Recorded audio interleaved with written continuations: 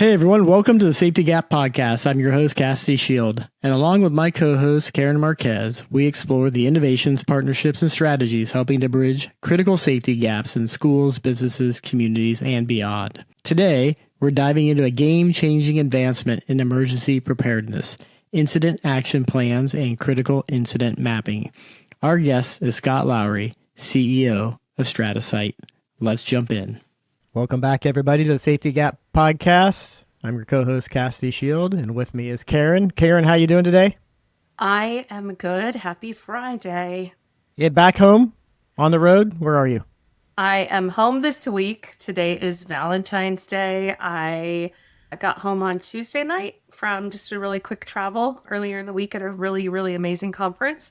And yes, home for the rest of this week. So I got to actually catch up on things. You got big Valentine's Day plans?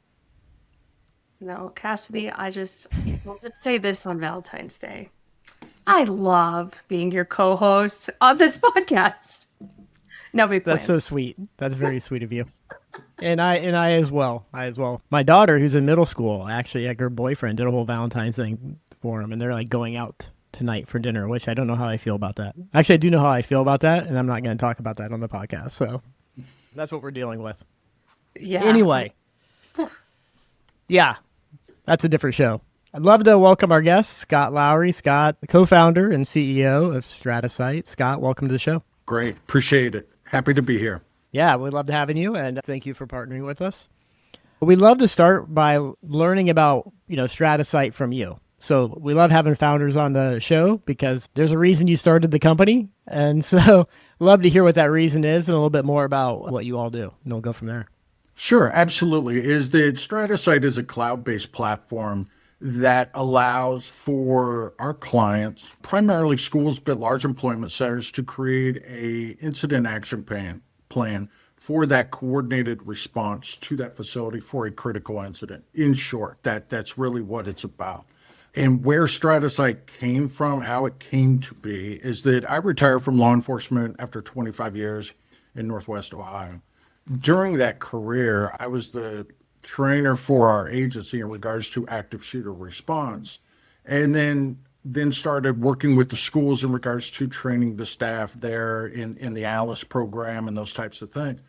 And as we progressed, I was comfortable with where our cops were in regards to their capabilities for that type of event, and educators to the level that I thought was possible with that group of people. And so but I just felt like there was something else missing. And so I started doing some investigation on the World Wide Web, and I learned about the Rescue Task Force concept, the coordinated response. Now, this was back in 2011, 2012, and it was a brand new idea, honestly, in regards to responding to an active shooter.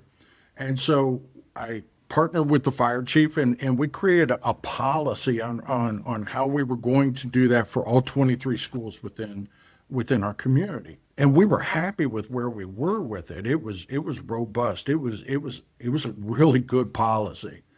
But then we took a step back and realized nobody's going to read this when the emergency happens. And so we came up with spiral-bound guidebooks that were incident action plans for each one of our buildings. And so that was really, is that when I retired, I was like, there's a business model for this.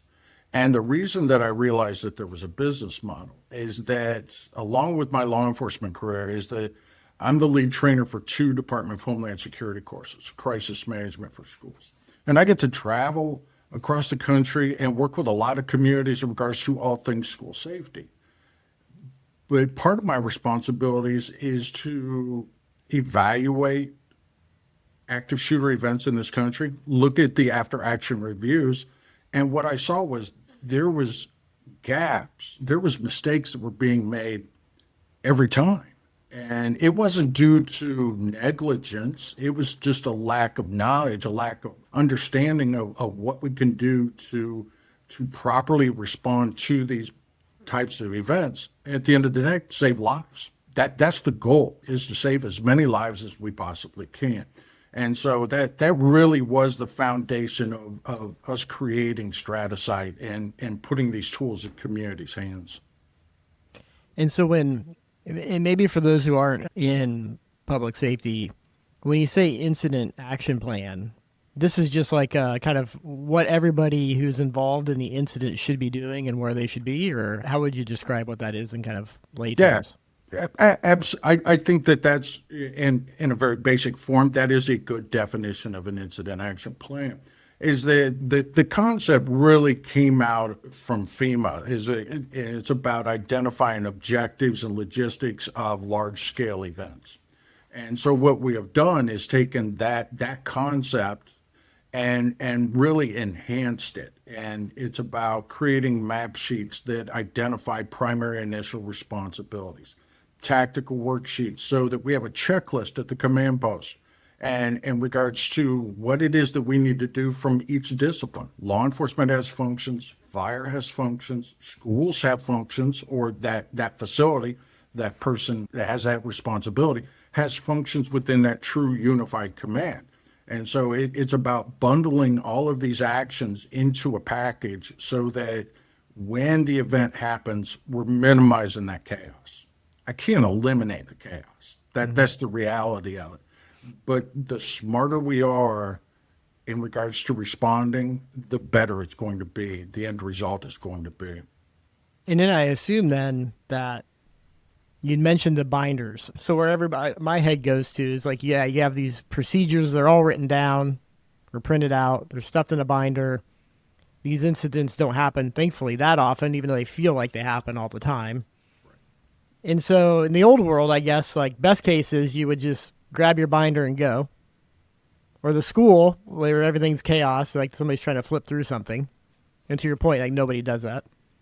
So in this world, like as you go in, like how's this manifest itself? Like if I'm the incident commander or I'm the principal at the school, and we'll talk later about how you actually get this set up. But like, assuming I have this, what am I doing with StrataSite? Is it like I open my phone and pull up an app, or how do I actually use it when all hell's breaking loose? Well, yeah, is that realize, first of all, is I think that realizing that our incident action plan is not designed or intended to be used by those first initial officers that arrive at the scene. Okay. All right. Their job is to find the threat, neutralize the threat. I kind of have this philosophy about active shooter, active assailant type responses, is that first 5 minutes, 7 minutes, that event is happening where violence is occurring is one piece. And then it goes that +1 and that infinite 1 minute after that of all the things that we have to do as a community. So if I look at it 5 + 1 is that I'm more interested, this incident action plan is focusing on that +1 part of it than it is that initial response. So is that if I have a plan, is that I, as the incident commander, I establish command outside of the school, is that now I've got this roadmap in front of me of all the things that we need to do. My officers are inside doing what they're supposed to be doing. And I, from a command and control standpoint, are worrying about what's next. All right. And it has to be very fluid like that, is that there's no absolutes on how a plan is going to be rolled out. Is that I create this incident action plan. It's just simply a guideline. All right. I'm going to operate based on the dynamics of that event, but I at least have a baseline in which to operate as opposed to not having anything and trying to figure out what it is we need to do. And as a parent, I would, I don't think we ever think about the +1. We're always concerned about like the first 5 minutes. So it sounds like that's underway. And I guess I'm going to paint a picture of the +1. You tell me how far off I am. I assume that's like we have a bunch of various agencies showing up, EMS and fire and so forth. You're in a neighborhood, so you probably got parents running to the school freaking out. You may have the local media coming and saying what's happening here, et cetera, et cetera. Like and I assume this is like, what's my rules of the road of how to manage this kind of post-incident chaos? Is that a fair way to say it? I think so. I think that when we get into that +1 is that through our incident action plan, we've identified these primary initial responsibilities. And so to speak to the media is going to show up. So we have a designated media staging area where the media goes, and we feed that beast. Somebody's there providing information to them. That's all they want is information. And if we're doing that, we've accomplished keeping them at bay. Parents arriving is that creating that inner perimeter around the building, and so that we can keep them from coming on the campus. That was demonstrated in the national news multiple times over the past several years, is that parents showing up at the building. Now, that's a dynamic that we as a community realize that's going to happen. So how do we mitigate that? And just thinking about, like you said, I've got all of these different events that are happening within our incident, and now how do I manage those or mitigate the impact that they're having on what we're trying to do at the building? And so this makes sense. What was kind of the old world? Was it there wasn't really a plan, or like can we maybe paint the landscape of like the country today? Is like X% are really sophisticated and have the planning in place versus maybe there isn't a plan. I mean, kind of how's the journey been in terms of the awareness of this? I think the evolution of active shooter response in this country, quite honestly, is a podcast in itself. Is that when we look at, when we think about those hallmark events, right? Jefferson County, Colorado, Columbine High School is the one that comes to the front of everybody's brain, and the evolution that we have had from that point to today is quite interesting, honestly, when you step back and look at it and how much we have evolved.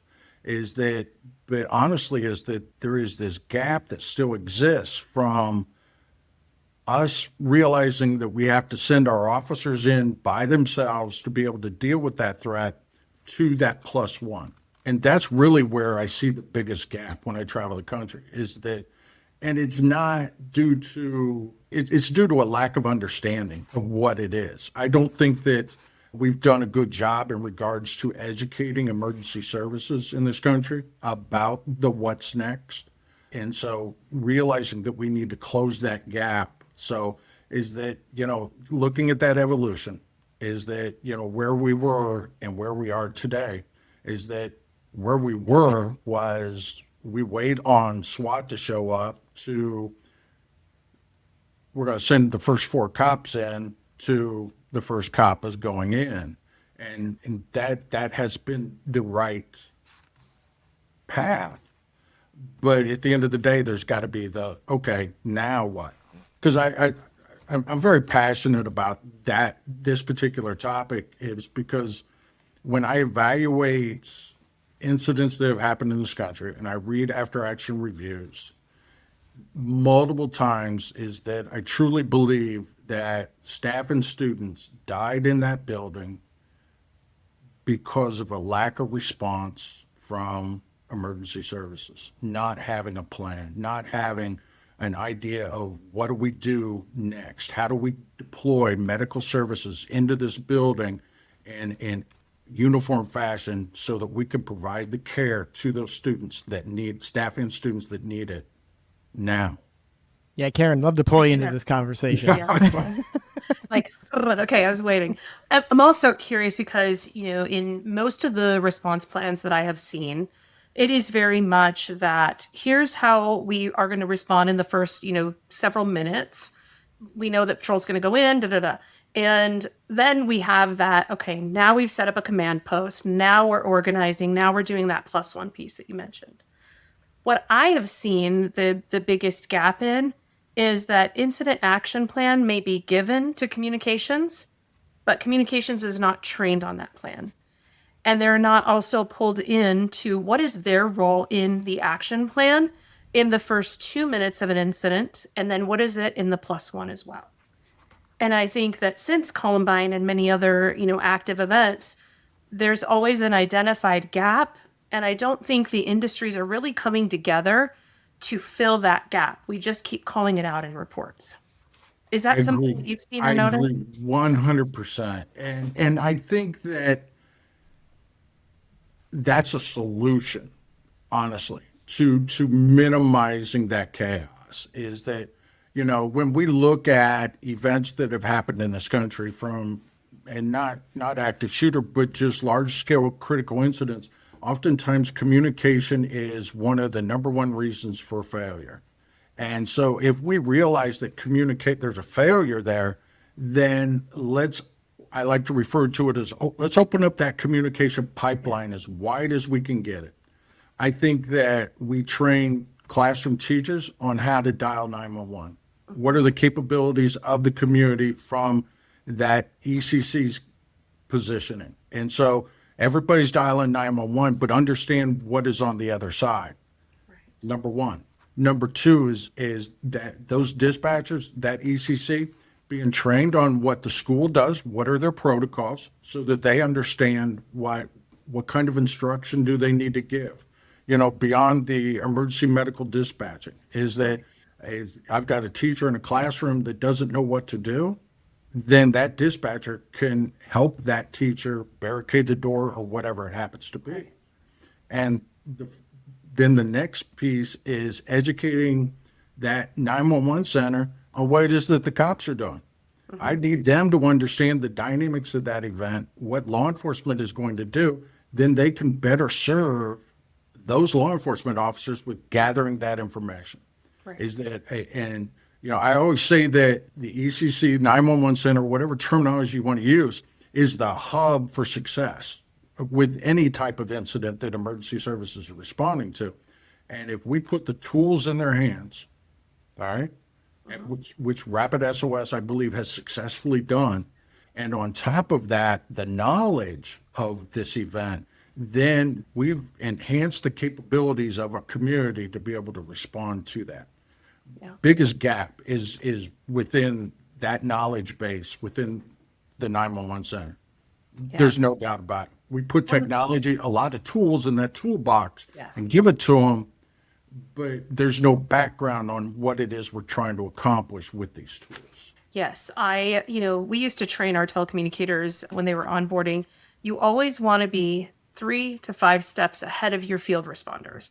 So I need to anticipate what they're going to ask. I need to anticipate what they're going to need.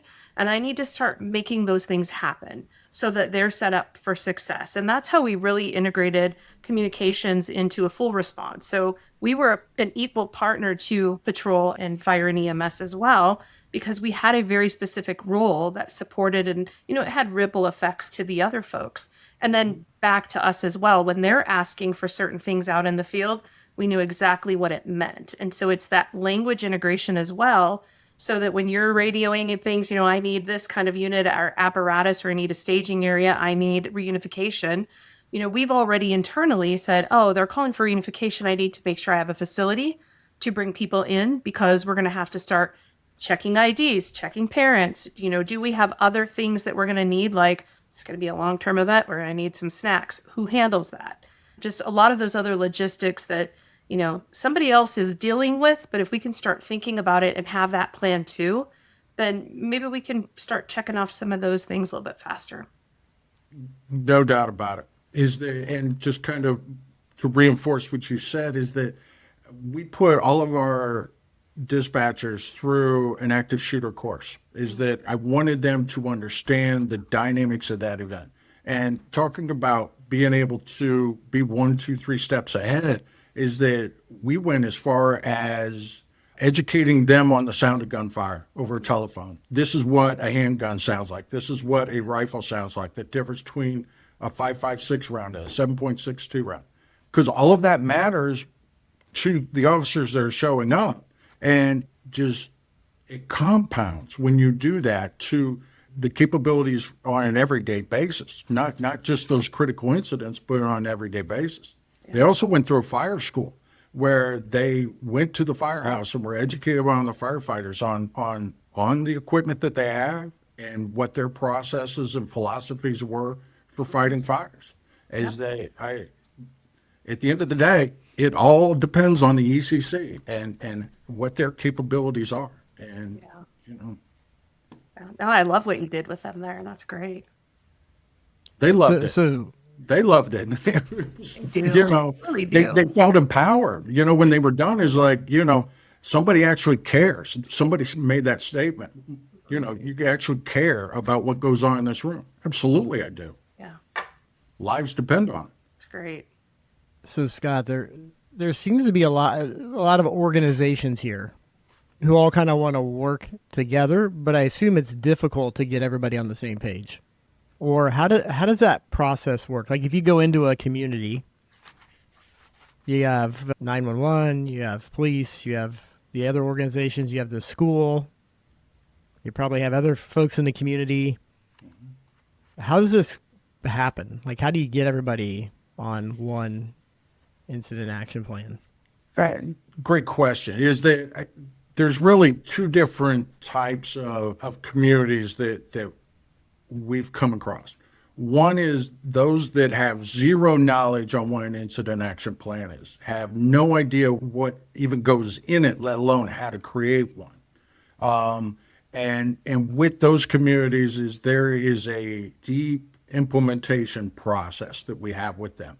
We give them a subject matter expert that walks them, educates them on the philosophy of a coordinated response, and then gets them into the plan building process. This is what best practices are. This is what's recommended. Now, will this work here in your community? Because that's key, is that I can write an incident action plan for any school building in America in my office, but that doesn't mean that the local philosophy and processes. So is that education has to be part of that implementation. The second is those communities that already have a policy, already have that mindset of a coordinated response. Now they just want to be able to take that information, put it into StrataSite, and then be able to distribute it to not only their people, but those secondary law enforcement and mutual aid fire departments that are going to be coming. Is that the cavalry is coming to help. Now we're putting knowledge in their hands on what it is we want them to do. Who normally reaches out to you to improve this process? Is it like public safety or is it like the school or the community? Right now, it's primarily schools that are reaching out to us, and probably the biggest reason why is grant funding. Is that digital mapping, indoor mapping is the buzzword in school safety in America right now, and there's a lot of grant dollars out there for school districts to be able to accomplish that. And we're just bundling that indoor mapping with our incident action plan and giving them a richer product. And so that's been a vast majority of the people that have contacted us are school districts based on that grant funding. But at the same time is that, we come in contact with law enforcement agencies across the country and they see the value. And then we end up with what we call the ripple effect, is that this community has an incident action plan. They share it with their neighboring community, and that neighboring community's fire chief or police chief goes, "Where'd you get that? How do I do that?" And so, we've seen that as well. But And so I assume that when you say communities, probably at the district level. So I'm just thinking about my school district, and it would be, and then absolutely, do you help school districts? Yeah. I'm just getting tactical for, if somebody's listening from a school district, do you help them pull in the local public safety, or does the school typically bring them to the table? Like, how's that interaction go? If they've got an SRO within their school building, that process is pretty easy because obviously we educate the SRO, have them introduce us to their command staff, because this really requires that level of input from the command staff level. If they don't have a law enforcement representative within their buildings, then we just ask them to do an introduction email, and then we take it from there in regards to bringing in emergency services and educating them on who we are and what we're trying to accomplish. Yeah, that's helpful. So maybe let's talk a little bit, Karin, about what is our role in this? Like, how does StrataSite tie into 911? Yeah. If you don't So mind, I'm going to put you on the spot. no, one is, first of all, availability of the information through RapidSOS Unite.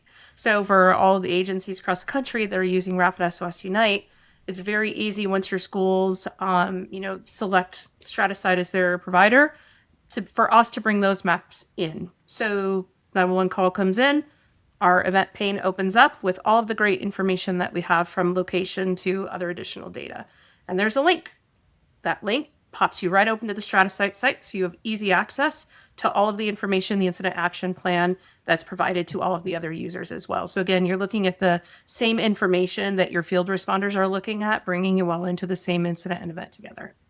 Yeah, and we've Did checked you this okay, out. It's Scott? pretty slick. Yeah, no, it's pretty slick how it works. I mean, it seems really intuitive. That's great. And so maybe it feels like we've had a lot of folks on the show whose kind of businesses have started out of school safety or school incidents, unfortunately. But I assume this is applicable beyond schools. Like, you see a world where you're doing this with corporations or community events. Like, I don't know, like the town's having a festival, and does this stuff apply to that? Like, how I assume this isn't just specific to schools, or maybe it is. I'd love you to kind of talk about how this. Oh, no, expands. it's definitely not specific to schools, but I think that our focus on schools was twofold. Number one was based on my background in school safety. And number two is that, look, you go to any community in the world and you talk to them, their children are the number one commodity. And so just from my personal standpoint, that's my number one priority, is us doing everything we can to protect our children. And then number two is that we've got industrial clients, large employment centers that have realized that workplace violence is a problem in this country. And, they've got the prevention models in place, but you need to layer that with having that relationship with emergency services. So they have, 100% seen the value in partnering with local emergency services to create that incident action plan. And, as the New Year's kind of brings it back to, that tragedy in New Orleans, brings it back to the front of our brains about the importance of us being prepared when the community comes together as a whole. And, large festivals, parades, those types of things. There's some value in us as a community creating these plans so that if there is an incident of some kind, is that we've got a roadmap on how we're going to respond and deploy those emergency services to that event. Yeah, it just seems like this is maybe as somebody who's not been in public safety that long, I would assume these things are already in place. So now that we've had this conversation, we understand there's a journey here. It really opens your eyes to like 4th New Year's Eve, sporting events, local block parties, like all, schools, obviously. Like, you can start looking around and ask yourself, because we've all been in these situations. I was in an active shooter incident on a beach in Michigan. And so you think about that, it's like, yeah, now everywhere we go, unfortunately, as a society, we're looking around being like, what's the plan? Where do I go if something happens? And so, there's probably no shortage of, unfortunately, places where this needs a plan needs to be in place. Right. Absolutely. And, we can't create an incident action plan for every building and every event in our communities, but, just taking the beach as an example, but if I have a plan and I've educated my emergency services on what our philosophy is, all the way down to the street cop level, is that then when it does happen in some place where I don't have a plan, we're still implementing that same protocol, those same processes. And honestly, is that we can use what is in an incident action plan for a school as a baseline for something that happens at the mall or a restaurant or whatever. There's a lot of those tasks that need to be done at the school are the same thing that needs to be done at that restaurant.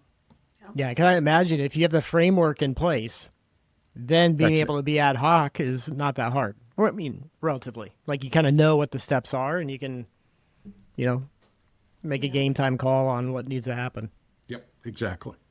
I like what you said, Scott, too, about like the philosophy of it, because it becomes muscle memory. You may not have, an active incident at a school for many, many years, or sometimes in your entire career, but you have a lot of other incidents and events where there's a large group of people. You apply the philosophy and you're trained. You're already prepared for that what if moment and those situations that, unfortunately do happen at times. Yeah, and I think that, realizing how human beings digest information is important as well. Having the plan is that planning piece. Now their preparedness is people knowing how to implement what is on in that plan. The more that we engage with them, the better off we're going to be. And honestly, I realized that when we started StrataSite, is that just from my professional experience. And so we've got a learning management system that's embedded in it. So is that I can create quizzes and send them out to cops and firefighters once or twice a year. They have to go in, look at the plan, answer a few questions, and boom, move on.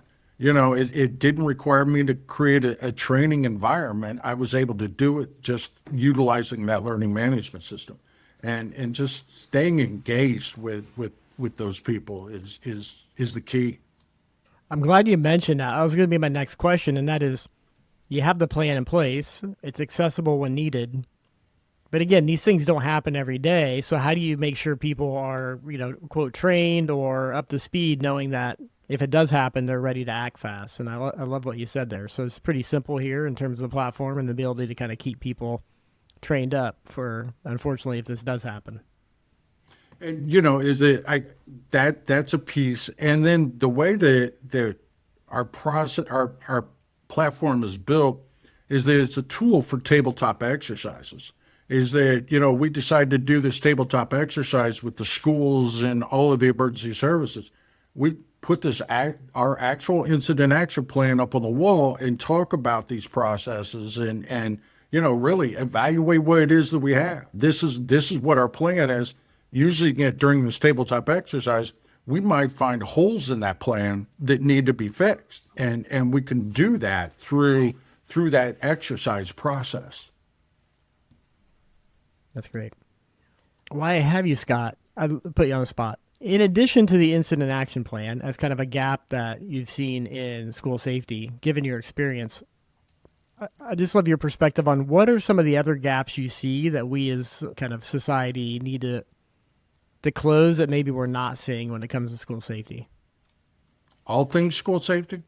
Yeah. Just in a high level, keeping our kids safe. Yep. School safety. Yeah. Set aside maybe a reduction of gun usage, which that's a whole different issue. But that's another podcast. But I would say prevention. A lot of people still have the philosophy in this country that I can't prevent an active shooter event from happening in our schools, and that you couldn't say anything that's more wrong than that. Is that when we look at the data from the United States Secret Service, which compiles a lot of data in regards to school shootings, is that over 90% of those were preventable. Those concerning behaviors were there. Yeah. And people don't just roll out of bed one morning and decide to commit violence. So if we educate our staff, we educate our students on what concerning behaviors are, and empower students who are walking the hallways and in classrooms every day and know who the students are that they're concerned about, we give them a path to provide us information. Data supports the fact that the likelihood of violence erupting in our building diminishes significantly. And there's a lot of programs that schools can do to enhance that prevention piece. There's threat assessment teams that they create and evaluate, situations of where this kid is. Is he on a pathway to violence? Is he going to harm himself? Those types of things. But it's also building resiliency in our kids and engaging with our kids. A vast majority of the kids that are walking our hallways are not on a path to be a school shooter, but they're lacking mental wellness. And if we figure out how to help these kids before they get to the point of wanting to harm themselves or somebody else, then we've succeeded. then you could put people like me out of business. And that's the ultimate goal is for there not to be a multi-billion-dollar industry in school safety. As a person that makes money off of school safety, is that I would really like to be out of a job. And the more we venture into that prevention mindset, the better off we're going to be. Yeah, I love that insight. And it reminds me of, it's funny to think about like the dinner conversations when I was a kid versus the dinner conversations now with my kids. It's like, wait, tell me a little bit more about that kid that you're talking about that's causing trouble in school. Like, unfortunately, that's where your mind goes as a parent. You start asking your kids with that in the back of your mind. So couldn't agree more on the prevention. And that's a great point, is that number one is that I wish every household in America was having dinner with their kids like you are. All right. It's not every night, but volumes about you. All right. Number two is that teaching our kids from a parent's perspective that when you do see something concerning in school, I want to know about it, but go tell the principal or a teacher. All right. That day, at that moment, that it doesn't feel right to you. There's a reason why it doesn't feel right. Go tell someone. And is that making our children the leaders in that building to ensure that violence never comes through the front door of the building. That's what I preach to parents, is empower your kids, push them to be the leaders to make sure nothing bad ever happens. It's a lightning strike. The likelihood of it happening is very small. But the anxiety of parents in this country in 2025 is extremely high, and rightfully so. I think that the more conversations we have with our kids, the better off we are. Amen to that. I couldn't agree more. So let me ask you, hopefully prevention gets better, but more than likely in the next, 3 years, you're still in business. Yes. So where do you want to go as StrataSite? Like, kind of, how do you see, what's your crystal ball tell you as far as like the next few things that you want to try to solve? That's an interesting question. Wanting to solve is that number one is increase the capabilities of emergency services in communities. Really, I think that StrataSite's responsibility is number one, to educate communities on the need for an incident action plan. And number two is to ensure that we maintain a level of best practices. Is that as we as a country evolve under this discipline, is that StrataSite stays in front of that curve, is that we're actually driving that innovation in regards to what is happening on the ground and what each one of those disciplines, law enforcement, fire, and EMS, are doing, and under a unified collaborative role are all together working in that school. And so that if we do that, I would consider StrataSite incredibly successful. I love that. I like to end with a few questions. One is, anything that we didn't ask that you wish we did ask? No.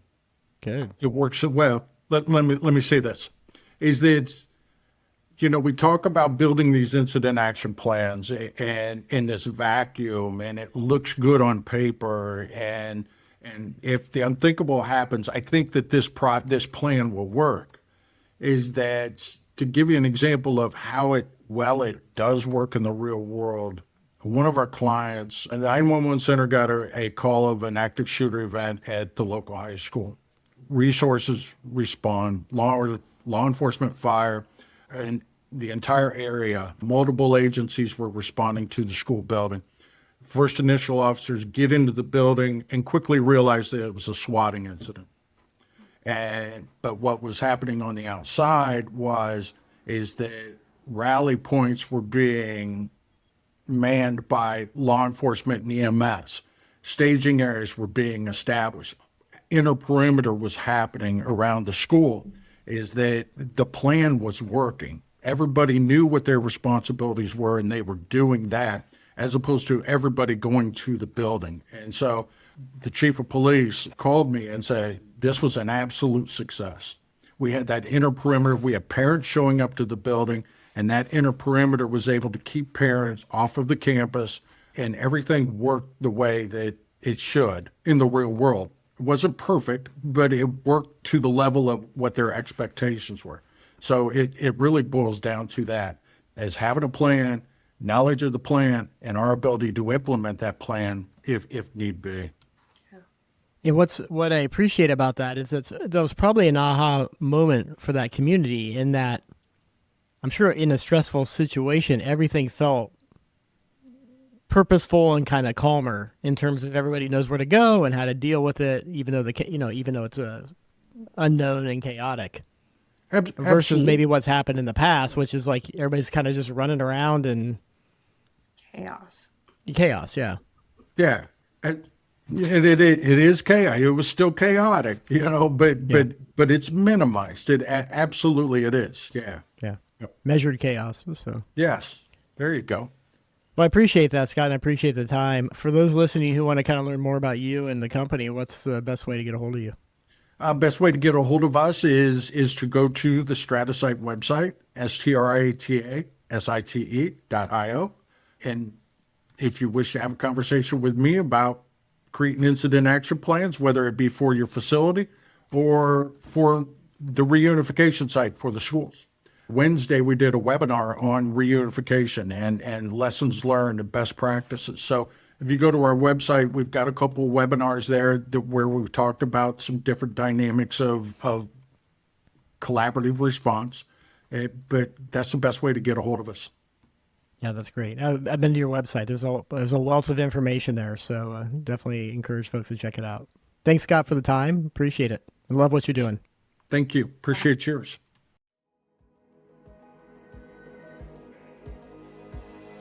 Thank you for tuning in to this episode of The Safety Gap. This podcast is powered by RapidSOS, where we're dedicated to closing the safety gap through intelligent safety technology. If you're passionate about creating a safer, smarter world, be sure to follow The Safety Gap wherever you listen to your favorite podcasts. For more information and to catch up on past episodes, visit us at rapidsos.com.